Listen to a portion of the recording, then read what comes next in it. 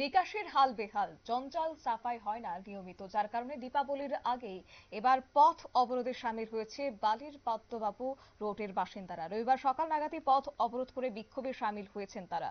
রাস্তার ময়লা আবর্জনা পড়ে থাকা এবং জমা জলকে কেন্দ্র করে প্রতিবাদের জেরে এতদিন পর্যন্ত উত্তেজনা ছড়ায়। এলাকার মানুষজনদের দাবি, দীর্ঘদিন ধরে ময়লা আবর্জনা পড়ে থাকায় দুর্গন্ধ ছড়াচ্ছে এবং যাতে করে অস্বাস্থ্যকর পরিবেশ সৃষ্টি হচ্ছে। কি রয়েছে বিস্তারিত শুনুন। থেকে শুরু করে স্থানীয় নেতৃত্ব থেকে শুরু করে সব জায়গায় আমরা বলেছি, কিন্তু কোনো জায়গা থেকেই কোনো রকম সুরাহা আমরা পাইনি। সবাই বলছে আসছি, দেখছি, চলে যাচ্ছে, কিন্তু কোনো রকম কোনো কাজ হয়নি। ময়লাও তোলাতুলির কোনো একই অবস্থা, নর্দমা ঠিকঠাকভাবে পরিষ্কার হয় না। প্লাস এই রাস্তাটার সঙ্গে গলিটার এমন উঁচু নিচু অবস্থা যে একটা বাইক নিয়ে বেরোতে গেলে যে কোনো সময় একটা বড় সড়ো দুর্ঘটনা ঘটতে পারে।